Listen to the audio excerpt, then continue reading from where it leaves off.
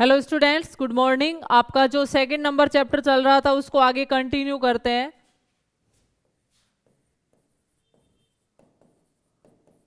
जो second number chapter था आपके, नर एवं मादा युग्मकोद्भिद की संरचना और विकास। नर एवं मादा युग्मकोद्भिद की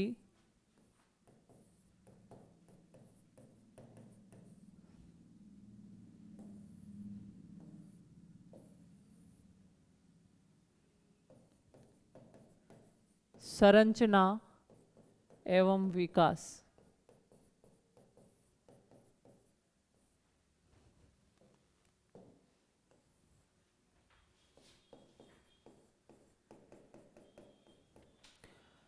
तो देखिए स्टूडेंट्स, पिछली क्लास के अंदर हमने बीजांड की संरचना के बारे में हम पढ़ रहे थे। लास्ट में हमने वही किया था कि बीजांड की संरचना है वो किस प्रकार की होती है। तो मैंने बताया था कि ऊपरी भाग बीजांड कहलाता है, जिसमें बीजांड काय होता है, भ्रूण कोश पाया जाता है। भ्रूण कोश में प्रतिव्यासांत कोशिका होती है, अंड कोशिका होती है, सहायक कोशिका होती है, वो सब पार्ट होते हैं। और उसके अलावा हमने देखा था कि जो बीजांड है वो एक पतली नलीनुमा संरचना से जुड़ा रहता है, जिसे बीजांड व्रंत कहते हैं। और जिस स्थान पर बीजांड और बीजांड व्रंत जुड़े रहते हैं उसे निभाग, नाभिका या हाइलम बोला जाता है। ठीक है, तो उस बीजांड की संरचना के आधार पर बीजांड के कई प्रकार है, उनको हम डिस्कस करते हैं। बीजांडों का प्रकार, तो सबसे पहले आता है रिजु बीजांड। जो बिल्कुल सीधा बीजांड होता है उसे क्या बोलते हैं? रिजु बीजांड। तो देखिए नेक्स्ट पॉइंट, बीजांड के प्रकार।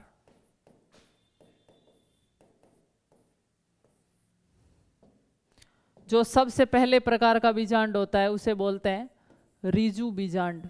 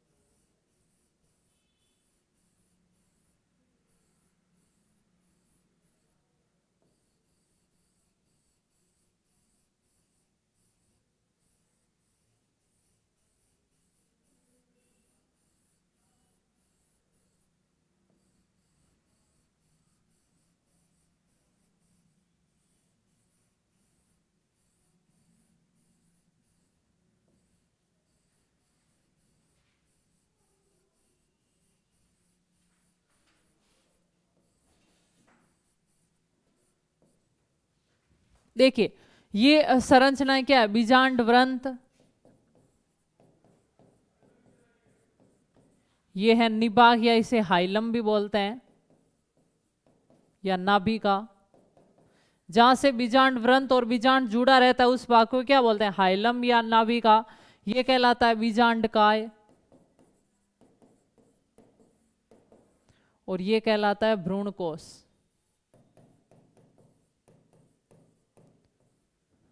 ठीक है, तो इसमें क्या होगा, इस प्रकार के बीजांड में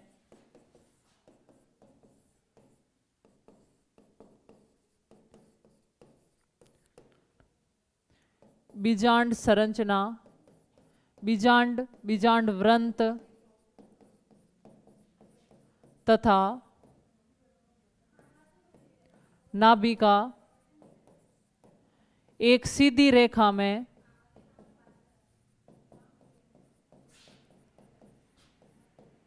उपस्थित रहते हैं। तो इस प्रकार का बीजांड जिसमें बीजांड नाभिका और जो बीजांड वृंत है वो बिल्कुल एक सीधी रेखा में उपस्थित रहते हैं, इस प्रकार के बीजांड को क्या बोला जाता है, रिजु बीजांड बोला जाता है। और ये किस में पाया जाता है, अधिकांश जिम्नोस्पर्म में, अधिकांश अनावृत बीजियों में।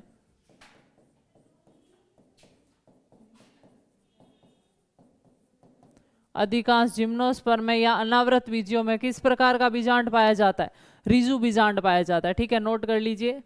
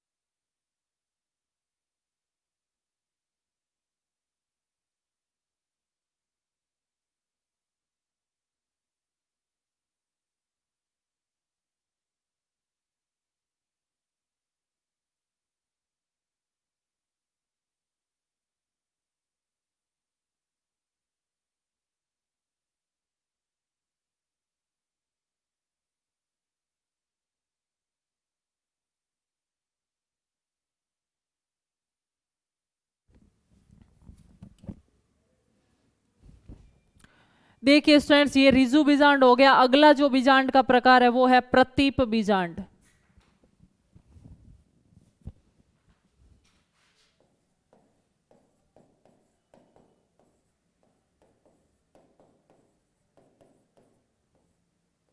इस प्रकार के बीजांड में क्या होता है कि बीजांड जो सीधा होता है वो पूरा ही उल्टा घूम जाता है, यानी बीजांड वृंत तो यहाँ पर रहता है, बीजांड वाला भाग ऐसे घूमकर आ जाता है, यानी दोनों के बीच में 180 डिग्री का कोण बन जाता है। तो देखिए इसमें बीजांड किस प्रकार बन जाएगा।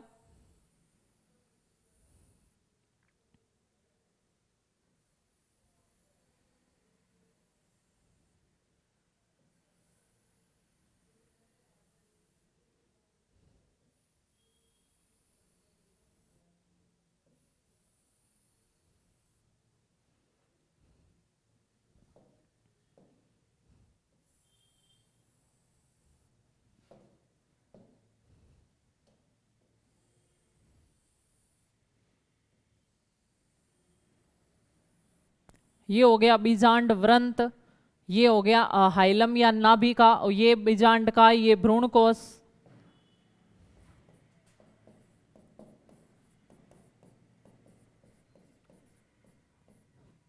ये हो गया नाभिका या हाइलम, ये हो गया भ्रूणकोश,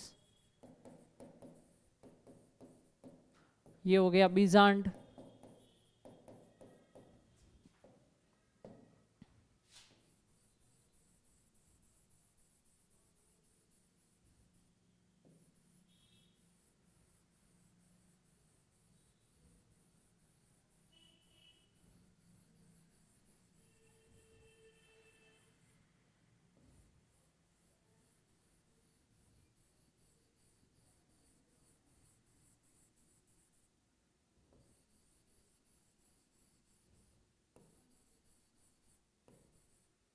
ये है बीजांड काय। तो देखिए आपको दिखाई दे रहा है कि बीजांड है वो बिल्कुल मुड़ गया है, और इस जो बीजांड की संरचना है और उसकी वृंत के बीच में 180 डिग्री का कोण बन गया है। ये बीजांड वृंत भ्रूणकोश, जिसमें अंड कोशिका, सहायक कोशिका, ये प्रतिव्यासांत कोशिका और ये द्विकेंद्रक। तो देखिए इस प्रकार के बीजांड में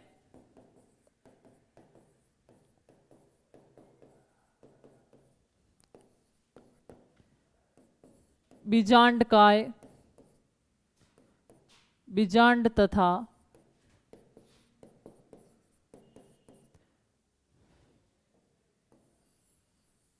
इस प्रकार के बीजांड में बीजांड उल्टा मुड़ जाता है, उल्टा घूम जाता है, जिसके कारण बीजांड तथा बीजांड वृंत के मध्य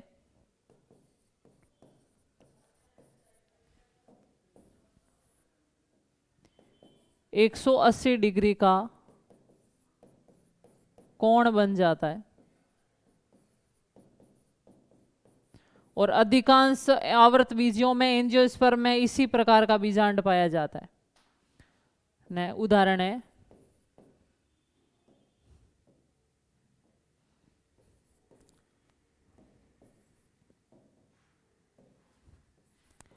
अधिकांश आवर्त बीजियों में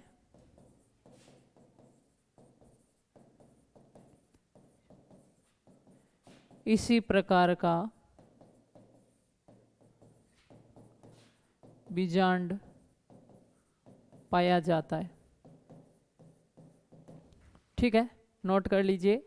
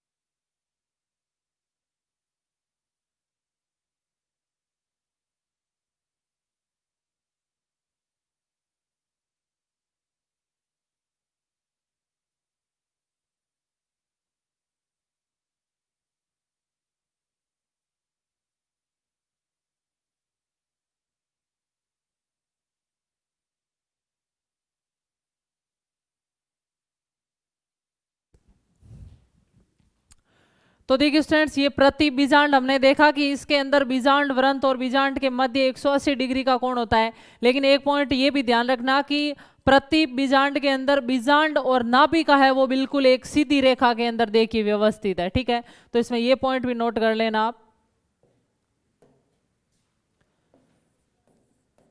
इसमें नाभिका तथा बीजांड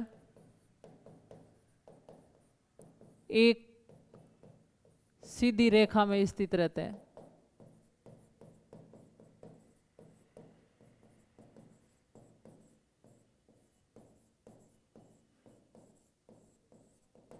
ठीक है, नोट कर लीजिए पॉइंट।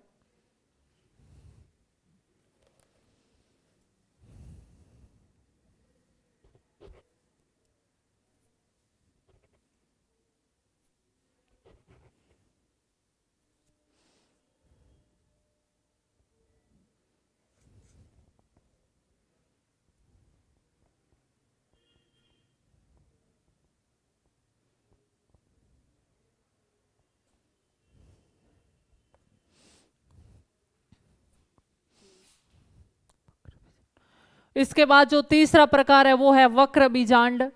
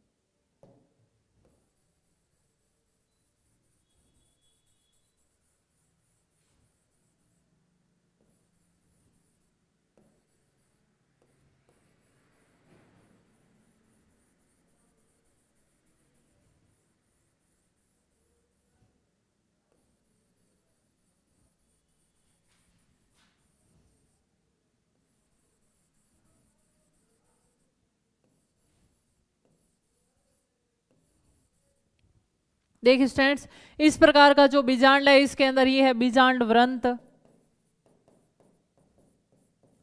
ये है नाभिका, ये है बीजांड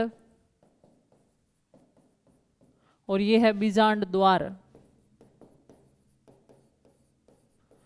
तो देखिए इस प्रकार के बीजांड में जो बीजांड द्वार और नाभिका है वो एक सीध में नहीं उपस्थित है। बाकी जो आपके जो रिजु बीजांड था और प्रति बीजांड था, दोनों के अंदर बीजांड द्वार और नाभिका है वो बिल्कुल सीध में स्थित है। लेकिन इसके अंदर देखिए ये सीध में नहीं, यहाँ से थोड़ा सा ये मुड़ गया, इस कारण ये सीध में नहीं है। तो पहला पॉइंट तो ध्यान रखना कि जो वक्र बीजांड होता है इसके अंदर बीजांड द्वार और जो नाभिका एक सीधी रेखा में स्थित नहीं रहते हैं।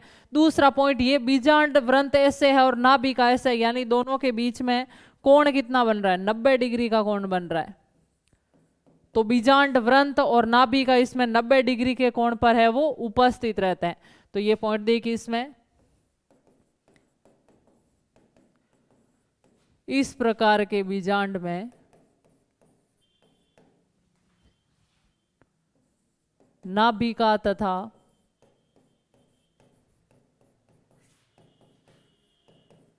बीजांड द्वार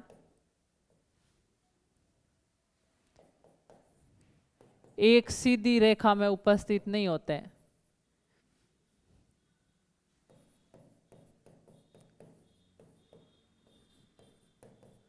उपस्थित नहीं रहते। अगला पॉइंट,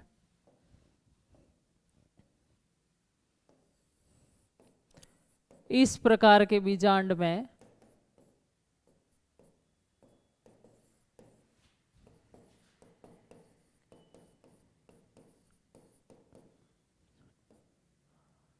नाभिका तथा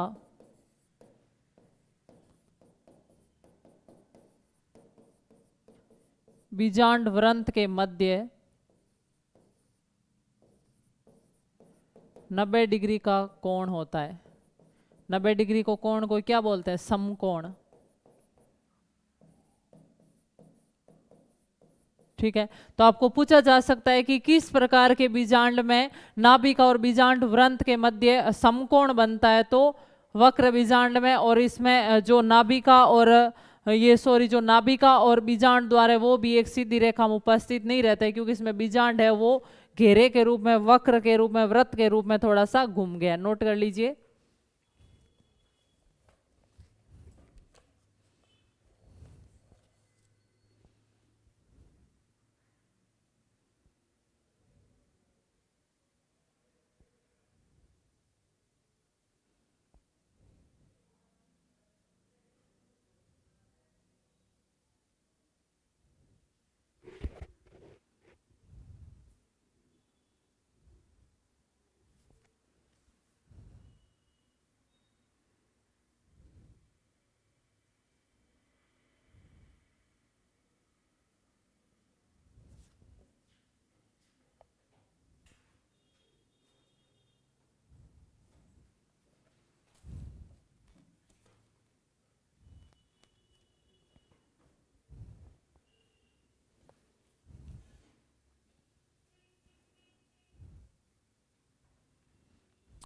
इसके बाद जो अगला बीजांड का प्रकार है वो है अनुप्रस्थ बीजांड।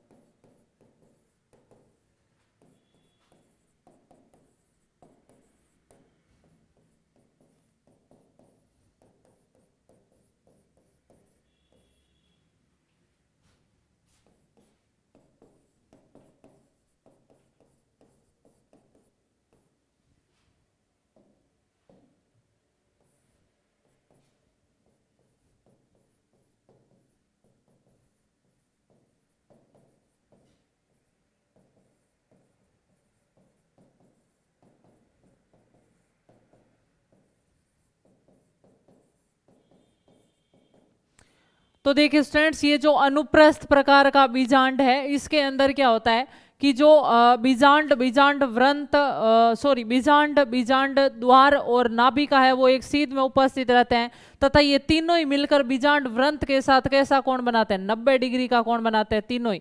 ठीक है। दूसरा इसका जो इंपॉर्टेंट पॉइंट है कि इनमें बीजांड है थोड़ा सा वो वृत्ताकार हो जाता है, इसलिए इनका भ्रूण कोश भी है वो घूम जाता है और वृत्ताकार हो जाता है, जिससे उसका आकार है वो घोड़े के नाल के समान हो जाता है। तो आपको पूछा जा सकता है कि घोड़े के नाल के आकार का भ्रूण कोश है वो किस में पाया जाता है, तो आपको आंसर क्या देना है, अनुप्रस्थ प्रकार के बीजांड में जो भ्रूण कोश होता है वो घोड़े की नाल के समान होता है। तो इसमें हम पॉइंट लिख लेंगे, इस प्रकार के बीजांड में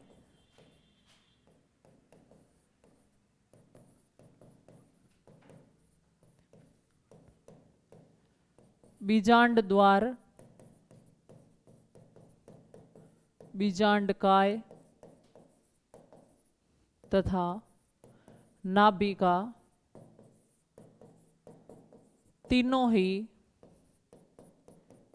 बीजांड व्रंत से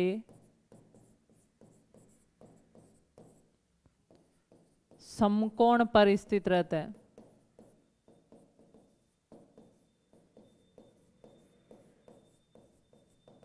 नेक्स्ट पॉइंट, इस प्रकार के बीजांड में, किस प्रकार का, अनुप्रस्थ बीजांड में, इस प्रकार के बीजांड में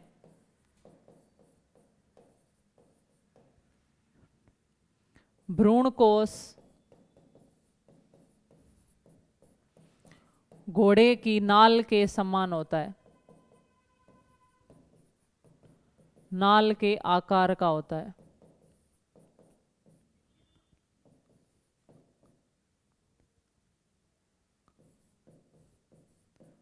घोड़े की नाल के आकार का होता है। ठीक है, नोट कर लीजिए पॉइंट।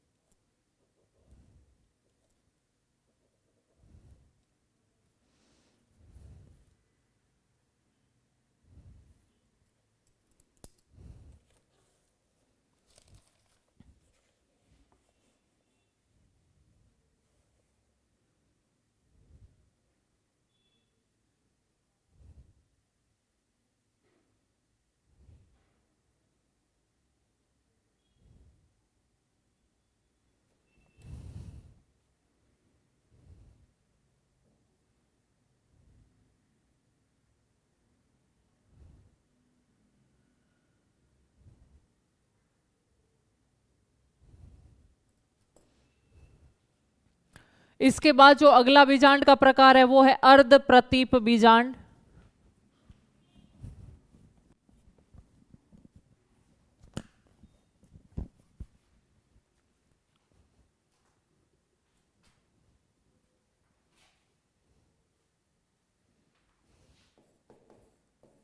अर्ध प्रतीप का मतलब है आधा उल्टा मुड़ा हुआ बीजांड।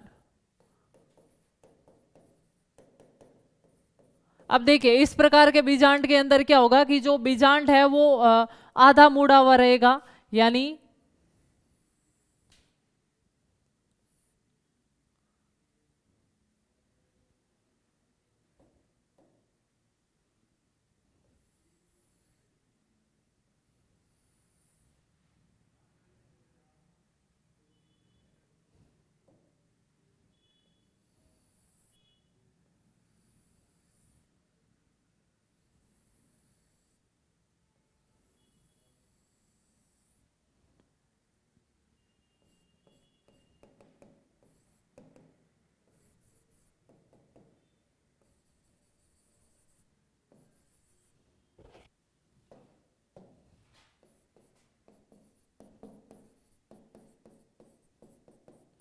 देखिए बीजांड द्वार और जो नाभिका है वो एक सीध में उपस्थित रहेंगे, लेकिन बीजांड द्वार और नाभिका दोनों के ही समकोण पर उपस्थित रहेगा क्या, बीजांड वृंत। देखिए बिल्कुल समकोण पर उपस्थित है, दोनों के ही बीच में उपस्थित है, समकोण 90 डिग्री का कोण बना रहा है। तो इसमें लिखेंगे इस प्रकार के बीजांड में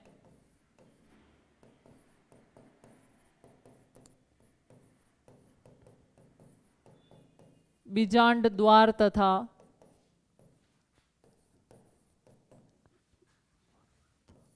नाभिका एक सीधी रेखा में स्थित रहते हैं,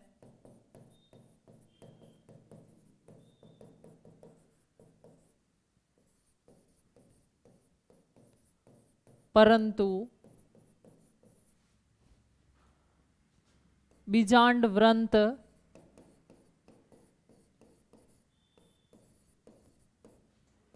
इन दोनों के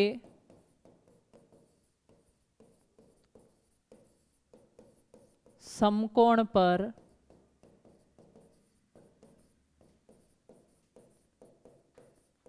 स्थित रहता है। ठीक है, तो यह है अर्ध प्रति प्रकार का बीजांड।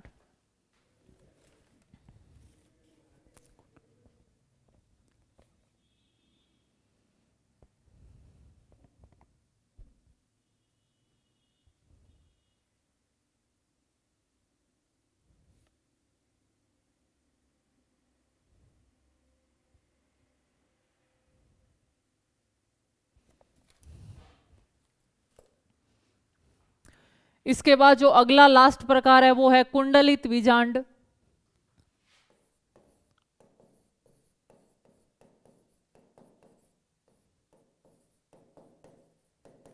देखिए इसके अंदर जो ये बिल्कुल सीधा बीजांड था ना, ये क्या करता है 180 से लेकर 360 डिग्री तक घूम जाता है, क्योंकि इनका जो बीजांड वृंत है वो बहुत ज्यादा लंबा होता है। तो देखिए इसके अंदर कुंडलित बीजांड,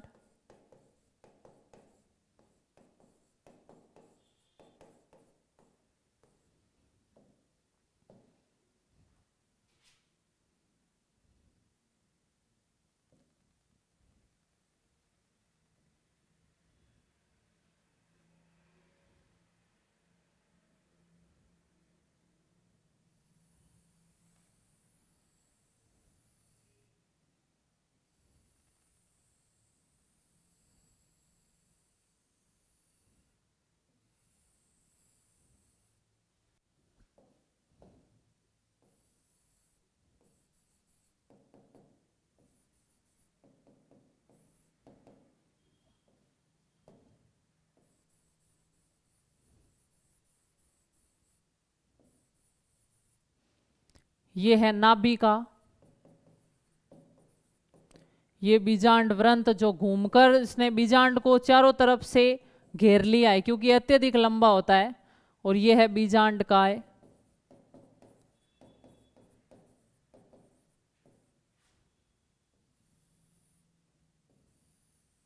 ये है बीजांड द्वार। इसमें पॉइंट देखिए, यानी मैंने बताया कि इसके अंदर बीजांड वृंत है वो बहुत ज्यादा लंबा होता है, जो इसको घुमाकर वापस 360 डिग्री का कोण बना देता है, और इसके कारण ये बीजांड को चारों तरफ से घेर लेता है। ठीक है, तो इस प्रकार के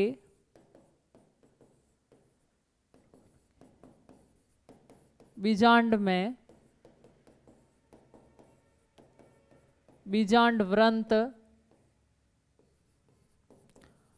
अत्यधिक लंबा होता है, जो बीजांड के चारों तरफ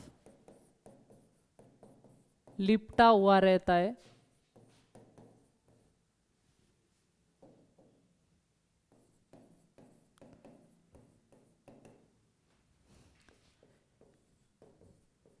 इस प्रकार का बीजांड घूमकर 360 डिग्री का कोण बना लेता है।